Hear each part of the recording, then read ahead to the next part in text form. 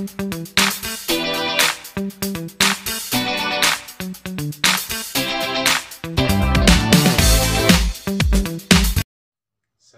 salam sejahtera bagi teman-teman semua, bagi saudara-saudara semua, dimanapun saudara berada. Semoga tetap sehat dan juga tetap stay at home. Perkenalkan, nama saya Carlos Christian Yola, nomor Stanbook 21913739. Saya adalah mahasiswa STT Inti Makassar, jurusan Teologi, berada pada semester yang kedua. Pada video kali ini, saya akan berbagi kepada teman-teman semua materi perkuliahan metode penelitian dan penulisan karya ilmiah yang diajarkan oleh Bapak Pendeta Dr. Bartolomeus Badatu MPA MTH.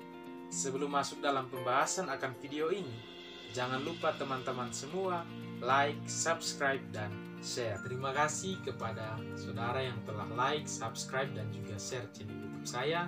Semoga selalu terberkati. Kita langsung pada pembahasan metode penelitian dan penulisan karya ilmiah. Sebagai mahasiswa di universitas manapun, kita tidak akan pernah terlepas dari yang namanya menyusun suatu karya ilmiah, baik skripsi, tesis, dan disertasi. Ketika kita menyusun akan ketiga hal ini, maka diperlukan suatu metode penelitian yang tepat agar hasil yang kita dapat juga memuaskan dan juga berbobot. Dalam metode penelitian dan penulisan karya ilmiah, hal yang pertama yang perlu diperhatikan adalah pendahuluan. Pendahuluan ialah yang menentukan tahap-tahap selanjutnya dalam suatu proses penelitian. Pendahuluan menjelaskan suatu isu atau masalah yang diangkat oleh peneliti yang kemudian akan diteliti. Pendahuluan harus membuat pembaca tertarik dengan apa yang kita teliti, tertarik dengan hasil dari penelitian kita. Dalam menyusun karya ilmiah, baik skripsi, tesis, dan disertasi, diperlukan pemahaman akan ruang lingkup dan juga hal-hal yang penting dalam proses penelitian. Ketika kita tidak memahami akan hal-hal tersebut, maka hasil yang kita teliti akan berakhir dengan hasil yang salah atau hasil yang keliru. Dan yang paling penting dalam suatu penelitian yang selalu ditekankan oleh dosen kami, Bapak Pendeta Dr. Bartolomeus Badatu, yaitu pentingnya sebuah masalah yang diangkat dalam penelitian.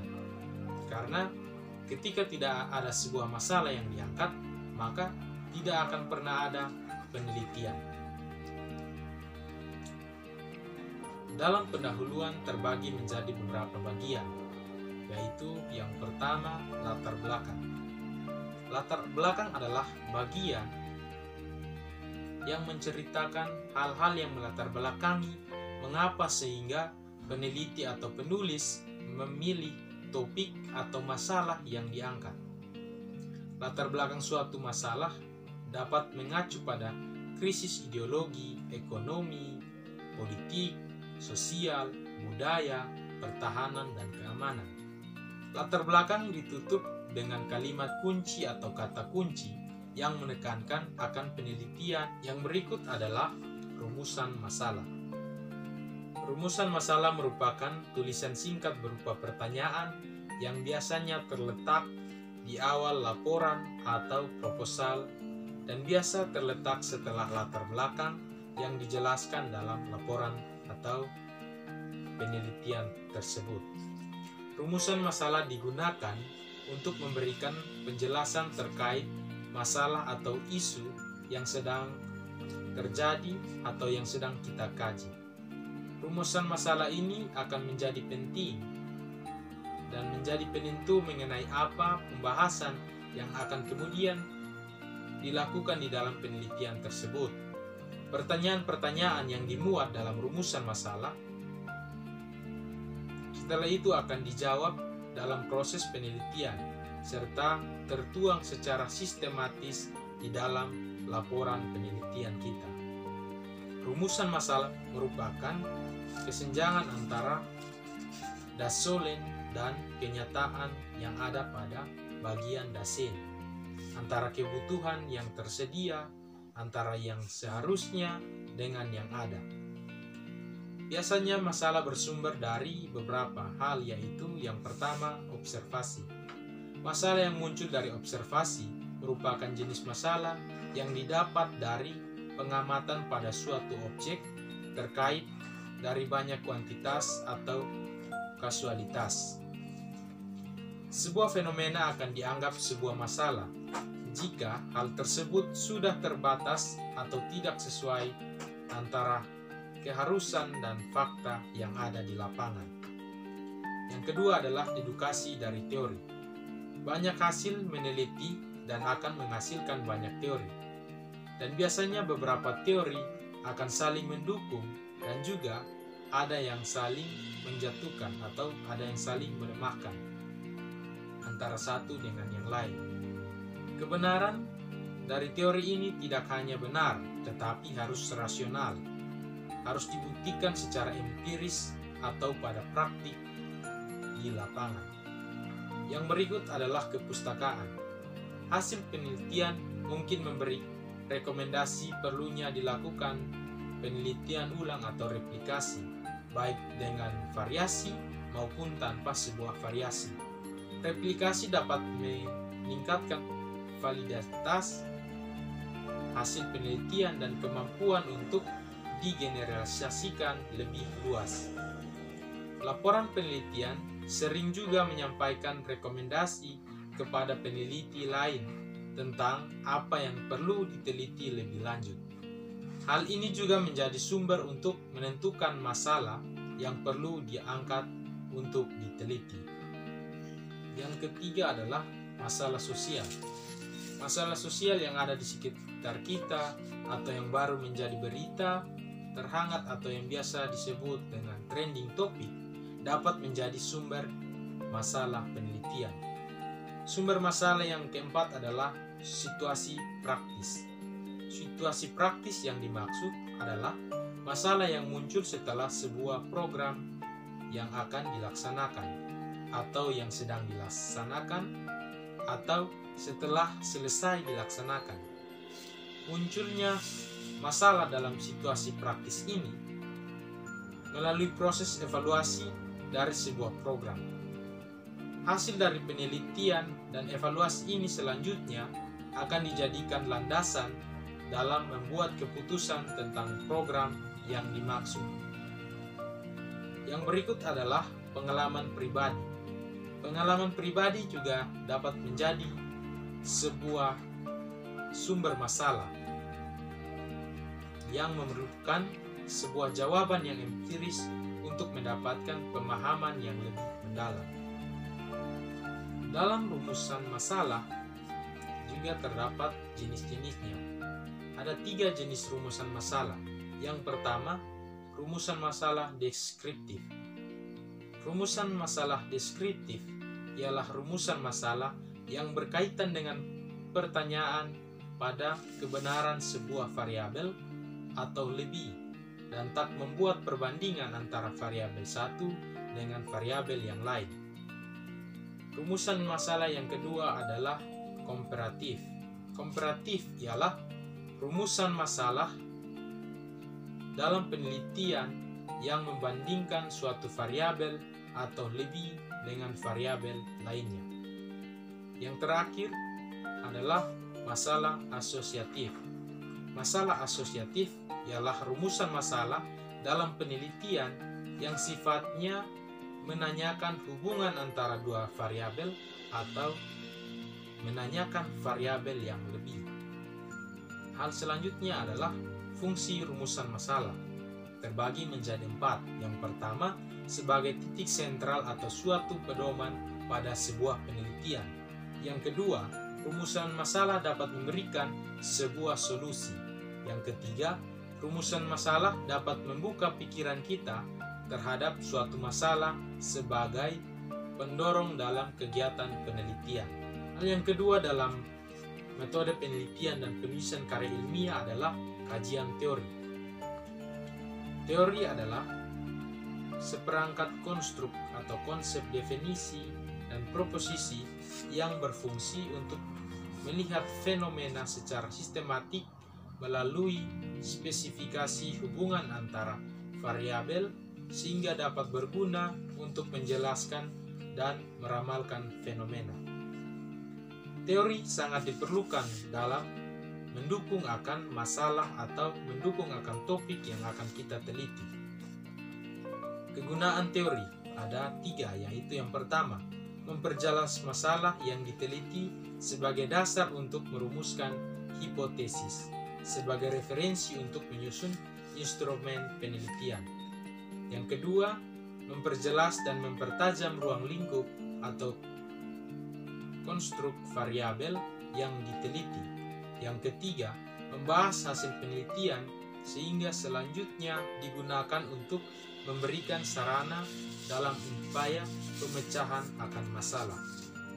Kajian teori. Kajian teori dimaknai berupa ringkasan atau rangkuman dari teori yang ditemukan dari sumber bacaan atau literatur yang ada kaitannya dengan tema atau yang ada kaitannya dengan masalah yang diangkat dalam sebuah penelitian.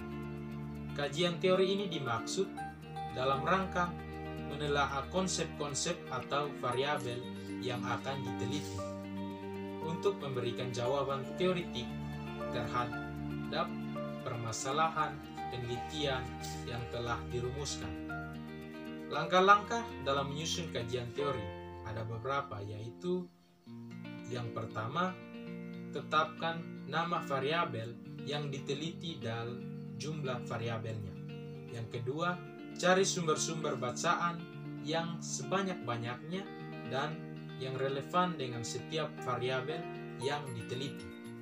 Yang ketiga, lihat daftar isi setiap buku dan pilih topik yang relevan dengan setiap variabel yang diteliti. Yang keempat, cari definisi setiap variabel yang akan diteliti pada setiap sumber bacaan, kemudian membandingkan antara satu sumber dengan sumber yang lain, dan pilih definisi yang sesuai dengan penelitian.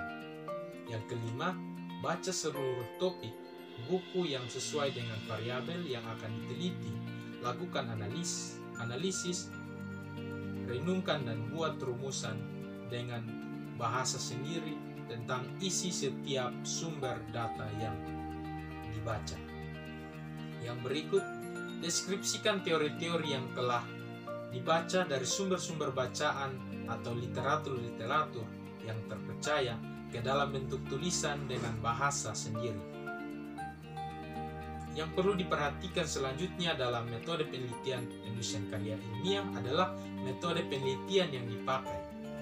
Metode penelitian adalah langkah yang dimiliki dan dilakukan oleh peneliti dalam rangka untuk mengumpulkan informasi atau data-data serta melakukan investigasi pada data yang telah didapat tersebut.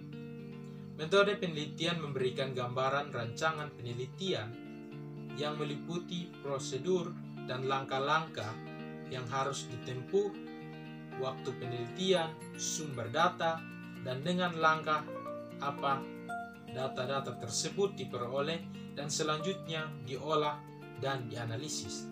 Metode dalam dunia riset atau dunia penelitian merupakan cara atau proses yang dipilih oleh peneliti secara spesifik sebagai bentuk menyelesaikan perihal masalah yang diajukan dalam riset atau penelitian. Pengertian dari metodologi penelitian yaitu ilmu yang mengajarkan atau menjelaskan tentang bagaimana harusnya penelitian tersebut dilaksanakan.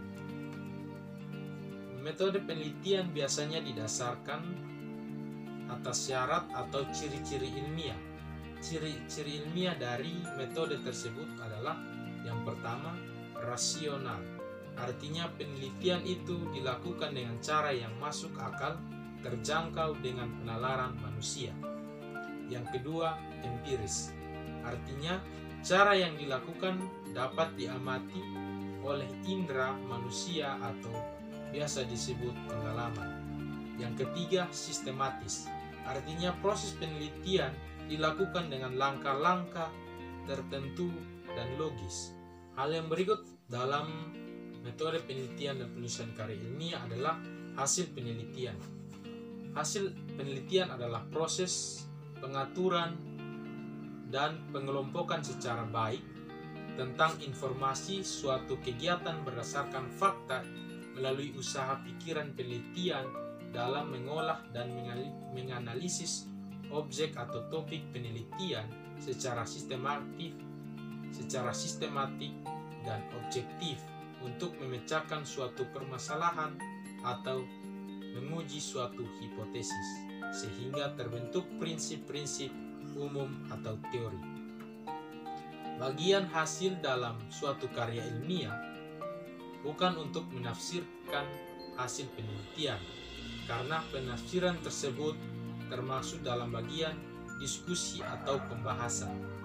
Pada bagian hasil bertujuan menceritakan temuan-temuan tanpa mencoba menafsirkan atau mengevaluasinya, selain memberikan tautan ke bagian diskusi. Yang berikut dalam metode penelitian dan penulisan karya ilmiah adalah pembahasan. Pada pembahasan atau diskusi harus menjelaskan hasil penelitian, bagaimana sebuah penelitian berhubungan dengan literatur dan implikasinya untuk digunakan di masa depan. Perlu diketahui bahwa pembahasan yang baik akan menjelaskan mengapa hasil penelitian dan keseluruhan bagian penulisan ilmiah itu penting. Dalam kerangka metode ilmiah, ada 3 aspek yang mungkin digunakan untuk menyusun dan mengembangkan pembahasan ini, yaitu aspek kajian teori, aspek kajian empiris, dan aspek implikasi hasil. Dalam penulisan akan karya ilmiah diperlukan teknik menulis body note. Body note adalah bentuk referensi dari penulis yang mencantumkan sumber kutipan langsung setelah selesainya suatu kutipan yang menggunakan tanda kurung. Dan biasanya body note ditulis menggunakan aplikasi pengolahan kata seperti MS Word. Teknik menulis body note. Yang pertama, memahami penulisan body note. Body note memuat nama belakang penulis, tahun terbit buku, dan halaman yang dikutip. Yang kedua, nama penulis. Tahun penulis terbit, buku, dan halaman berada dalam tanda kurung. Ditempatkan setelah selesai sebuah kutipan. Yang ketiga, nama penulis menyatu dengan naskah tulisan, tidak berada dalam kurung, sementara tahun penerbit dan halaman berada dalam kurung. Baik, selain metode penelitian dan penulisan karya ilmiah, pada video kali ini saya juga akan berbagi bagaimana teknik menulis paragraf. Paragraf pada dasarnya dianggap sebagai inti penuangan buah pikir atau gagasan dalam sebuah karangan. Paragraf juga biasanya diartikan sebagai suatu kesatuan pikiran yang disusun dengan rangkai kalimat-kalimat. Ada sebuah unit gagasan yang digunakan untuk mendukung serangkaian kalimat pembentuk paragraf tersebut. Paragraf untuk teknik menulis akan terdapat kalimat utama, kalimat penjelas, hingga kalimat penutup yang saling melengkapi. Ada beberapa hal yang harus dipenuhi dalam menyusun sebuah paragraf. Yang pertama adalah koherensi. Paragraf harus memenuhi syarat koherensi. Maksudnya dalam sebuah paragraf harus ada suatu kesatuan atau kepaduan isi. Dengan kata lain, paragraf harus memiliki ide pokok yang dijelaskan dalam kalimat-kalimat penjelas yang kokoh. Selain itu, paragraf juga harus memiliki kelogisan dalam hal urutan peristiwa, waktu, ruang atau tempat, dan proses. Yang kedua adalah kohesi. Kohesi dapat berarti memiliki hubungan erat atau punya perpaduan yang kokoh.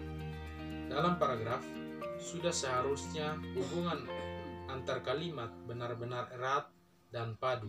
Hal ini bisa dipenuhi dengan penggunaan konjungsi, pronomina, repetisi, sinonim, hiponim, paralelisme, dan elipsai. Tujuan penggunaannya adalah memadukan seluruh kalimat dalam satu paragraf agar tidak berdiri sendiri. Penjelasan masing-masing jenis kata atau kelompok kata yang termasuk kohesi adalah sebagai berikut. Konjungsi atau penghubung biasanya digunakan untuk menghubungkan kalimat, baik menambahkan keterangan kepribadian, sebab akibat, tujuan, atau menyatakan pertentangan. Yang berikut, pronomina atau kata ganti. Kata ganti yang biasa kita pakai adalah kata ganti orang, termaksud kata ganti orang antara lain, saya, aku, kita, kami, engkau, kamu, dia, ia, beliau, mereka, dan sebagainya. Repetisi. Repetisi artinya pengulangan. Kata-kata yang diulang dalam suatu paragraf adalah kata yang dianggap penting. Pengulangan ini dipakai ketika terdapat kata yang tidak bisa diganti dengan pronomina. Yang berikut sinonim. Sinonim atau persamaan kata biasa digunakan untuk merangkai kalimat. Kesemaknaan kata atau kelompok kata yang bisa digunakan dalam setiap kalimat di satu paragraf. Sinonim kemudian bisa digunakan sebagai kata ganti, sehingga tidak selalu terdapat kata-kata yang sama antar kalimat dalam suatu paragraf. Yang berikut, hiponim. Hiponim memiliki arti, hubungan, makna umum dan khusus, atau makna kelas dan subkelas. Sebagai contoh, dalam suatu paragraf digunakan kata buah-buahan dalam kalimat utama, lalu dalam kalimat-kalimat penjelas dapat digunakan kata-kata yang lebih khusus dari kata tersebut. Pada kalimat penjelas biasa dipakai kata-kata seperti jeruk, apel, dan sebagainya. Intinya, ada kata-kata yang menerangkan hal umum pada kalimat utama dan hal khusus pada kalimat penjelasnya. Yang terakhir adalah paralelisme. Paralelisme digunakan untuk menerangkan bentuk yang sejajar. Sebagai contoh, dalam sebuah kalimat utama terdapat kata raja yang berarti pemerintah tertinggi suatu negara. Kemudian pada kalimat penjelas biasa digunakan presiden, direktur, perdana menteri, atau kata apapun yang memiliki makna sejajar. Demikian video yang saya bagikan kali ini. Semoga bermanfaat bagi teman-teman semua yang menonton. Jangan lupa terus belajar dan semangat dalam segala proses.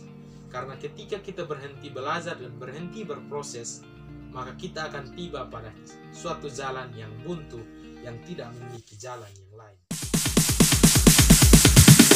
Sorry, it's DJ.